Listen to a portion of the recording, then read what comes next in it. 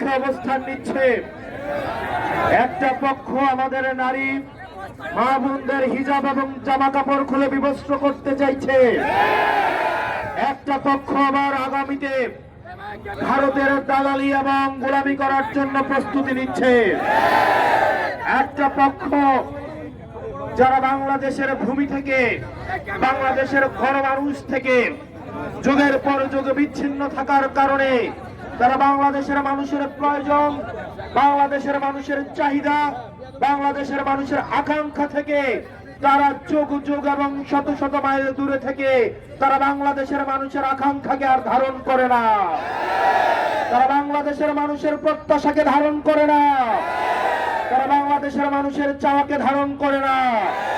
সেজন্য বাংলাদেশের মানুষের আকাঙ্ক্ষার বিরুদ্ধে গিয়ে নেতা উপনে হায়ের পক্ষে অবস্থান নেয়, কিন্তু কর্মীরা গোপনে ন্যায়ের পক্ষে অবস্থান নিচ্ছে।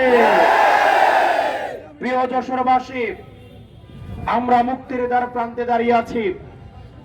আমাদের নীরবে একটা বিপ্লব ঘটে গিয়েছে।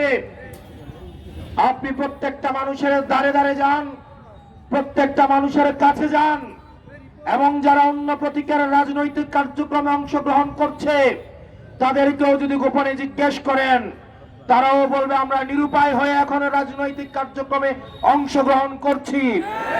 কিন্তু আগামী 12 তারিখ ইনশাআল্লাহ ভোটটা আমরা 11 দলীয় ঐক্যবদ্ধ জোট বাংলাদেশ এবং দাঁড়িপাল্লা শাপলাকলিকেই দিব। আপনারা বুঝতেও পারছেন না কি ধরনের একটা নীরব বিপ্লব ঘটে গিয়েছে। আপনারা কৃষক, কামার, শ্রমিক, মজুর, ব্যবসায়ীদের আর্তনাদ, তারা নীরবে নিভৃত, তারা আর্তনাদ করছে, তারা ভয়ে রয়েছে। যদি অশুভ কালো শক্তি, এই চাঁদাবাজ, টেন্ডারবাজ আবার যদি আসে, ব্যবসায়ের পরিবেশ বিঘ্নিত হবে, আবার চাঁদা দিয়ে তাদের আবার স্বাভাবিক জীবন যাপন করতে হবে। সেজন্য তারা চাঁদার থেকে নিস্তার চায়। আপনাদের সেজন্য প্রত্যেকটা মানুষের কাছে যেতে হবে, প্রত্যেকটা মানুষের দ্বারে দ্বারে যেতে হবে। মনে রাখতে হবে প্রার্থীর কাছে কিন্তু ভোট নাই, ভোট হচ্ছে জনগণের কাছে। এই মুহূর্ত থেকে আপনারা এখানে যারা উপস্থিত রয়েছেন, প্রত্যেকটা মানুষ প্রত্যেক দিন আপনাদের যারা ভোটার রয়েছে, সে যদি আপনি জেনেও থাকেন আপনার বিরুদ্ধে কাজ করছে, তাও তার কাছেও আমাদের দাঁড়িপাল্লা শাপলাকলির দাওয়াতটা পৌঁছাই দিতে হবে। সে আপনার দাওয়াতের অপেক্ষায় রয়েছে। সেও মনে মনে চায় এই দাঁড়িপাল্লা মার্কায় সিল মারার জন্য সেও অপেক্ষা করছে। যিনি চাঁদাবাজি করে জীবিকা নির্বাহ করেন, যিনি মাদক ব্যবসা করে জীবিকা নির্বাহ করেন, উনি ওনার সন্তানের জন্য একটা সুস্থ সুন্দর একটা ভবিষ্যৎ রেখে যেতে চান, এবং তিনি এটা বিশ্বাস করেন এটা শুধুমাত্র কেবলমাত্র 11 দলীয় ঐক্যবদ্ধ বাংলাদেশের ক্ষেত্রেই সম্ভব। প্রিয় যশোরবাসী, আপনারা গতকাল প্রশাসনের নগ্ন হস্তক্ষেপে নির্বাচনী পরিবেশ কেমন হতে পারে সেটার একটা টেস্ট ম্যাচ আপনারা গতকাল ঢাকায় দেখেছেন।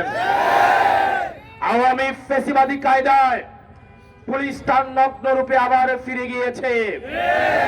প্রিয় পুলিশ ভাইয়েরা, আপনাদের কাছে উদাত্ত আহ্বান জানাবো, আপনি যে পোশাকটা পরিধান করে আছেন সেই পোশাকটা আপনার যোগ্যতার মধ্য দিয়ে অর্জন করা, আপনার মেধার মধ্য দিয়ে অর্জন করা। আপনাকে অনুরোধ করব, আপনার বাসায় সন্তান রয়েছে, আপনার মা বাবা রয়েছে, আপনি যদি বিগত 3টা নির্বাচনের মতো আবার যদি ঘুষের টাকা স্পর্শ করে দেখেন, আল্লাহর আরশ কেঁপে উঠবে। আপনি সিদ্ধান্ত নেবেন আগামীর বাংলাদেশটা চাঁদাবাজদের হাতে তুলে দিবেন, আপনার সন্তানের ভবিষ্যৎটা কি চাঁদাবাজদের হাতে তুলে দিবেন নাকি ন্যায় ও ইনসাফের হাতে তুলে দিবেন? প্রিয় পুলিশ ভাইয়েরা, আপনারা বিবেকের কাছে দায়বদ্ধ থাকুন, কোন রাজনৈতিক দলের কাছে না। রাজনৈতিক দলের কাছে দায়বদ্ধ থাকলে সেটার কি পরিণতি হয় সেটা আপনারা গত জুলাইয়ে দেখেছেন। আল্লাহর কসম করে বলছি, আপনারা ন্যায়ের পক্ষে, ইনসাফের পক্ষে থাকেন। আপনারা বাংলাদেশের জনতার চাকরি করতে আসছেন, জনতার ট্যাক্সের টাকায় আপনার বেতন হয়। কোন রাজনৈতিক দলের টাকায় আপনার বেতন হয় না। আজকে যদি আপনি কোন রাজনৈতিক দলকে পৃষ্ঠপোষকতা দিয়ে ক্ষমতায় নিয়ে যান, আগামীকাল আপনার সন্তানের চাকরির জন্য তাদেরকে ঘোষণা দিতে হবে। প্রিয় পুলিশ ভাইয়েরা, আমরা আপনাদের বন্ধু। আমাদের বাংলাদেশটা সুখী সমৃদ্ধ করে তুলতে চাইলে আপনাদের অবদান রয়েছে, আপনাদের দায়িত্ব রয়েছে। আমরা চাই আমরা একসাথে কাঁধে কাঁধ মিলিয়ে ভাই ভাইয়ের মতো করে এই বাংলাদেশটাকে একটা সুখী সমৃদ্ধ করে তুলতে চাই। আপনারা নিজেদেরকে প্রশ্ন করেন, আর কতদিন আপনারা রাজনৈতিক গোলামি করবেন? অনেক পুলিশ ভাইয়েরা আমাদেরকে এসে বলেন, তাদের অফিসাররা তাদেরকে চাপ প্রয়োগ করে ডিবি হারুন, বেনজির, ওনারাও চাপ প্রয়োগ করেছেন। প্রিয় পুলিশ ভাইয়েরা, জুনিয়র অফিসার আপনারা যারা আছেন, আপনারা জুলাইয়ের কথা ভুলে যাবেন না।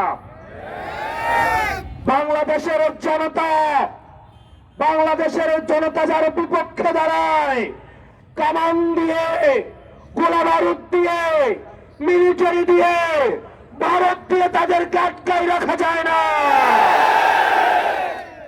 প্রিয় প্রশাসনের ভাইয়েরা, গত 17 বছর আপনাদের প্রতি যে অনাস্থা তৈরি হয়েছে, সেই অনাস্থা থেকে আস্থা অর্জনের পরীক্ষা হচ্ছে আপনাদের 12 তারিখ। আমরা আস্থা রাখতে চাই, বিশ্বাস রাখতে চাই।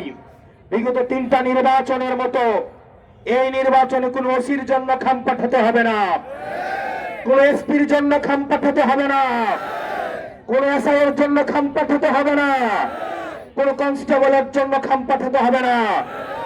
আপনারা যদি কোন একটা অবৈধ টাকা স্পর্শ করে দেখেন, আল্লাহ সাক্ষী, আপনার সন্তানের ভবিষ্যৎ আপনারা বিনষ্ট করবেন, আপনারা মা বাবার ভবিষ্যৎ আপনারা বিনষ্ট করবেন। এই বাংলাদেশটা আপনার, এই ভূমিটা আপনার, এই বাংলাদেশের মালিকানা আপনারা বুঝে নেন। নিজেকে একবার প্রশ্ন করে দেখেন, একদিন যদি কোন রাজনৈতিক দলের গোলামি করেন, আগামী 5 বছর রাজনৈতিক দলের নেতার বাসায় পোস্টিং, ট্রান্সফার, প্রমোশনের জন্য যেতে হবে। প্রিয় প্রশাসনের ভাইয়েরা, এই নির্বাচনটা আপনাদের একটা অগ্নি পরীক্ষা। বাংলাদেশের মানুষ আপনাদেরকে বিশ্বাস করবে কি করবে না, আবার রাস্তায় আনবে কি আনবে না, সেটার অগ্নি পরীক্ষা হচ্ছে এই 12 তারিখ। আপনাদের বিএনপির পুলিশ হওয়ার দরকার নাই, জামাতের পুলিশ হওয়ার দরকার নাই, এনসিপির পুলিশ হওয়ার দরকার নাই। আপনারা বাংলাদেশের পুলিশ হয়ে উঠুন, জামাতের পুলিশ হয়ে উঠুন। আমরা আপনাদেরকে নিরাপত্তা দিব, আমরা আপনাদেরকে মাথায় তুলে রাখবো। প্রিয় মিলিটারি ভাইয়েরা, আপনারা যারা আছেন, আমরা জানি আপনারা দেশটাকে ভালোবাসেন, দেশের প্রতিটি ইঞ্চি মাটিকে আপনারা ধারণ করেন। কতিপয় অফিসার বিগত সময়ে আপনাদের সম্মানকে লুণ্ঠিত করেছে, আপনাদের পুরো প্রতিষ্ঠানকে কলঙ্কিত করেছে। প্রিয় অফিসার ভাইয়েরা, প্রিয় মিলিটারি ভাইয়েরা, এই নির্বাচন আপনাদের কলঙ্ক মোচনের নির্বাচন। পুরো বাংলাদেশ আপনাদেরকে সহায়তা করবে, আমরা আপনাদেরকে সহায়তা করব। আমরা এই সব প্রতিষ্ঠানের সম্মান নষ্ট হইতে দিব না।